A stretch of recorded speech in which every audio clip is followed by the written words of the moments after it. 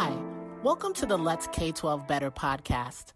My name is Amber Coleman Mortley, and these are my kids. Hi! In our podcast, we will cover a variety of subjects involving K-12 education. We will talk about the ways that parents, kids, and educators can improve education. We encourage you to join our conversation on social media using the hashtag Let'sK12Better.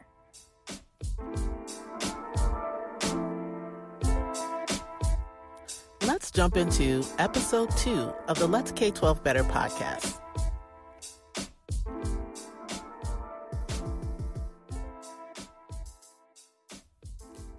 This doesn't add up.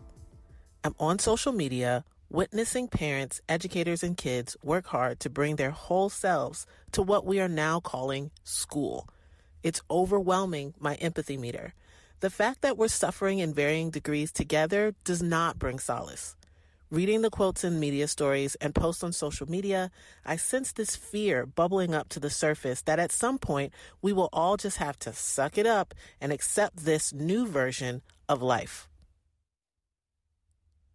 I want to share an epiphany I had alongside my middle schooler about the minutes of instructional time she's missed since shelter in place. It all started with her completing a test. The rule was that students could take the test as many times as was necessary for as long as they needed. Like many students in the class, she failed. She's an A student and, of course, was super devastated. I realized there was a level of performance anxiety attached to acing a test that one could take from home. So I stopped her and we talked. I explained to her that there was no way, even if she could take the test for as long as she wanted, that she really understood the material on that test because she had not practiced enough. That under the stresses of the current situation and the lack of human contact, she could not perform optimally. Even if her brain was telling her otherwise and to power through, she was an A student in a go-to-school world that was social and beautiful, and that right now she was a student that was doing what she could with what was in front of her, just like her teachers. This, of course, wasn't good enough. So I came up with a math equation to help her keep the failures during this time in perspective. She spends 45 minutes each school day in class for 5 days a week, or 225 total minutes of in-person instruction for just one subject. During the 6 weeks of shelter in place, she's missed 1,350 minutes of instruction for that one subject, or 6 weeks times that 225 minutes per week, 1,350 minutes. Gone. That's 1,350 minutes of missed instruction time, rich in-class discussion, important opportunities to raise your hand and get one-on-one help, and just the comfort of seeing your teacher in 3D and knowing that they're real. So we pulled the scope back a bit and thought about all 6 subject areas. That's 8,100 minutes of missed in-person instructional time for all 6 of her subjects. 8,100 minutes.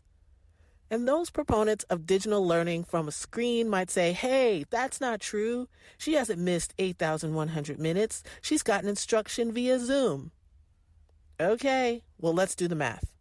Our district adapted to Zoom calls about 3 weeks ago. So we can say that for 3 weeks, we've missed that 3 weeks times 225 times the 6 subjects, right? So that's 4,050 total minutes of missed in-person instruction time.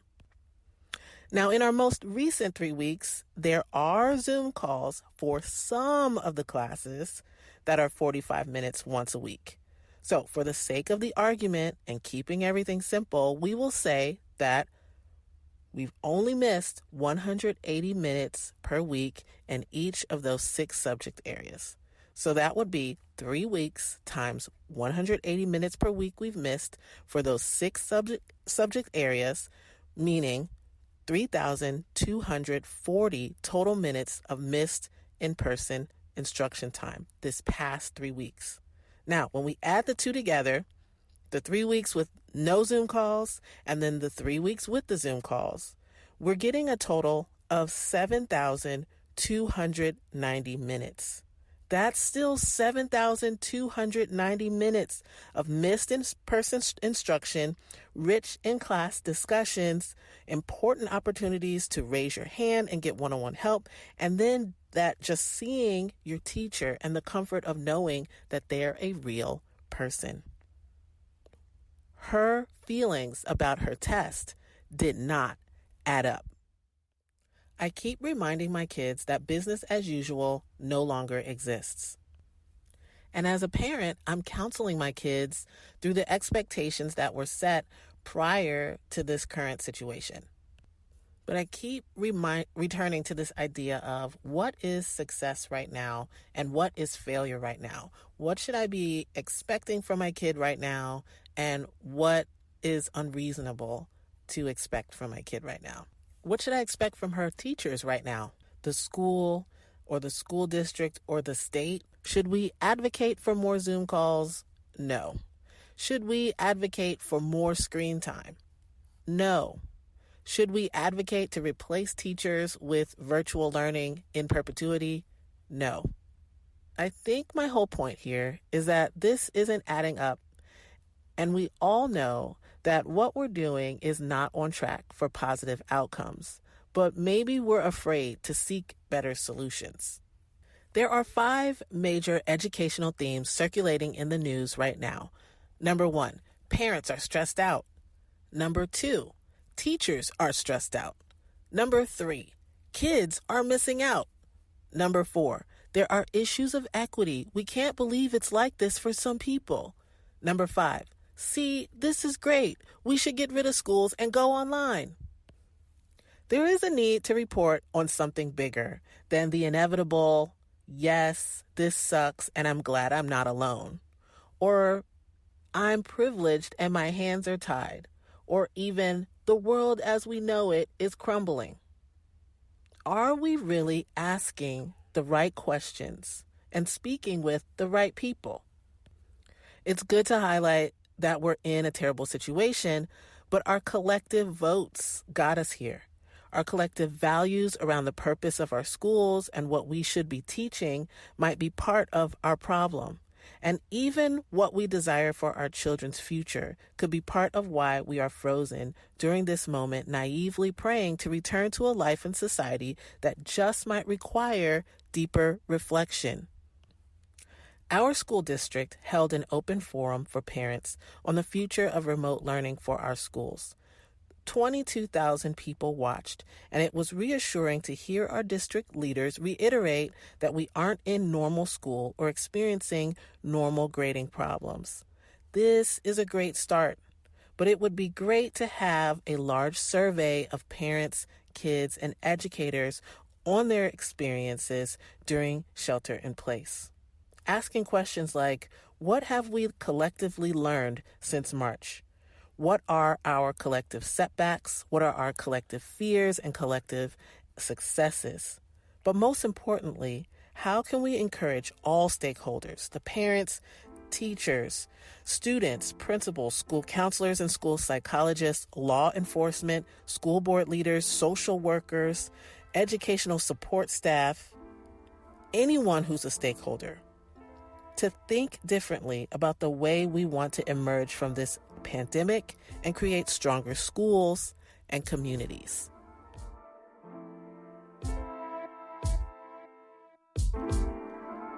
I'm going to ask the kids to share a couple of their own reflections on this experience with COVID-19 and learning from home, and some of the things that epiphanies that they have had during this time. What have you learned since March about yourself as a student? I learned that even though online school is hard, it's possible to learn that way. Since March, what have you learned about yourself as a student? Well, I've learned that I can be flexible. What does that mean? It means that I can, during school, since it was normal school, it was like everything's like a piece of paper, which I really like because I could like use different colors and write on it how I pleased. But now, since it's all digital, you could print it, but the easier way is to just do it digitally. I was thinking about like this earlier. How am I going to get through if I usually like to do things how it's like paper, and like pencils, but I learned that I can be flexible by like typing and digitally writing and other things like that. How have you pushed yourself during this moment, or how has this moment pushed you? This moment has made me more vigilant. How so? I've had to check my email more often so I can fully communicate with my teachers. So you said that you had some challenges, but it's possible. So what have you had to do to push yourself during this moment? What I've had to do is kind of calm myself down so I don't get frustrated. So what are some of the ways that you've calmed yourself down? Some of the ways I've calmed myself down is I might take a nap or like play video games for a few minutes or 30 minutes and like just walk away from the thing I'm doing. In your opinion, what is the most important thing that school provides you each day? It helps me keep a schedule and keep organized. How would you like things to be different in the fall? I would like it to kind of like go back to normal and not have online school anymore and see my friends in person, see all the teachers, go on the playground, go outside. How would you like things to change in the fall? I would like everyone to stop saying everything's going to be all right. What do you mean by that? People are assuming, like, never mind. We don't know what it's going to be like, so we need to be ready for everything. I think that's a really realistic way of looking at things. What are you looking forward to in the fall? Like, hopefully everything goes back to normal. What are you looking forward to being different? I kind of want to go back to normal school because it's kind of frustrating when my school and home life collide because a lot of people are on meetings or people are doing other things that require noise when I'm like about to talk on a meeting. What is the purpose of school? I think the purpose of school is not necessarily to get you ready for a job, but to get you ready for the next grade or college and up to college and up to a job. What skills do you think you need? I think the skills you're going to need for school is you have to be a good listener, you have to know what's right and wrong. What skills should school teach you then? School should teach you how to listen, to read, to write, to math, and to speak without getting nervous. What are some things that school should teach you when it comes to being around other people? Like to, kind of some of the things I said, they should teach you how to speak around other people and like listen to other people, because if you're doing an assignment with someone and you have to have someone else and you're not doing anything, that means you're gonna get a bad grade. So kind of like, is it like teamwork? Yeah, teamwork. Okay, that's interesting. If you could reimagine school, like change one thing or eliminate one thing, right? Like, what would you do to make school better? No school 1 day a week so that kids can get their assignments done. If you could reimagine school, like come up with anything to add to school to make it more awesome or better, or take something away to make it a better experience, what would you do? So I would actually teach children in elementary school and stuff like that and middle school. And in like in elementary school and middle school, they would be taught only the things that you need in math, like the actual things you need, not line graphs or anything. You just be taught multiplication, division, addition, subtraction, and other things to help you, like, other strategies to help you quickly with math. And then in high school, they would teach you how to write checks, get a job, how to pay a mortgage, how to do all the stuff you need to do in real life, because I'm pretty sure they don't teach you that. So you just mentioned like a curriculum addition. I'm talking about like if you could just completely change the way school is, like what school is, what would you change? What about our school to install a playground? Why should you have a playground? Because just because we're in middle school, I feel like we still need physical activity. We do go outside during lunchtime sometimes, but not every kid goes outside. In addition to all the stuff that you can do outside is either walk, run, or play basketball. So you would add a playground to a middle school. Do you think any middle schoolers would play on it? Yes. Cool. I challenge parents to ask their kids some of these same questions and then talk more about what their child comes up with. If you have any cool epiphanies that you'd like to share, please leave them in the comments or share them with us on social media. Each episode, we will share quotes that we find inspirational, and we will share what we think they mean. My quote comes from Ella Baker, an African-American civil rights and human rights activist of the mid-20th century. My quote is, "Give way and people will find a way." What does this quote mean to you? It means to me that if you make way for people to succeed, you can also succeed with them. My quote comes from Harriet Tubman, who was an American abolitionist and political activist. She was born into slavery and escaped and came back to finish 13 additional missions to rescue approximately 70 enslaved people, including family and friends, using the Underground Railroad system. My quote is, "Every dream begins with a dreamer. Always remember, you have within you the strength, the patience, and the passion to reach for the stars to change the world." What does this quote mean to you?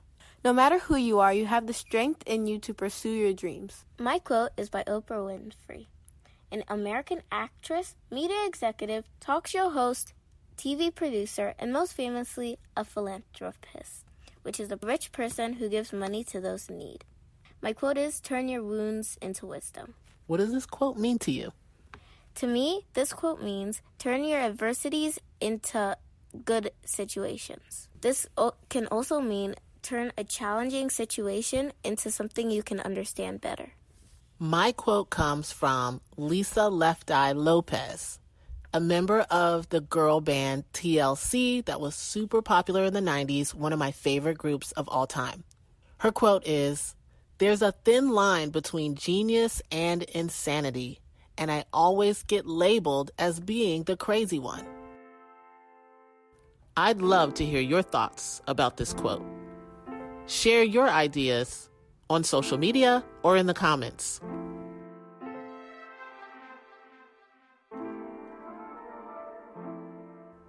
Each podcast, we will host a Democracy at Home segment where we talk about the ways in which we bring democratic practices into our home, the ways that we serve as civic actors, or the ways that we better serve our community. The mail is still coming. I don't know about you guys, but I'm still getting mail, right? And I'm also still getting packages. But let's talk about the United States Postal Service, right? That's the government. I really want to encourage each and every person to make sure you show your USPS person, your United States Postal Service worker, some love as an essential worker, helping to keep normalcy in a way that's not actually recognized. Put a note on your mailbox, right? Or leave a bottle of water in there or some hand sanitizer in there, right? Like, show them some love. They're delivering your mail and going to each person's house every single day. Thank you for listening to the Let's K12 Better podcast. Please like, subscribe, and share. We want to hear from you.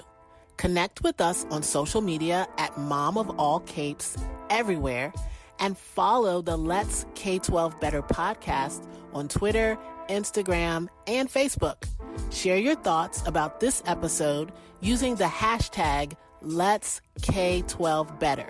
That's hashtag LETSK12BETTER. Find us, follow us, or subscribe to us on your favorite podcasting app. See you next time.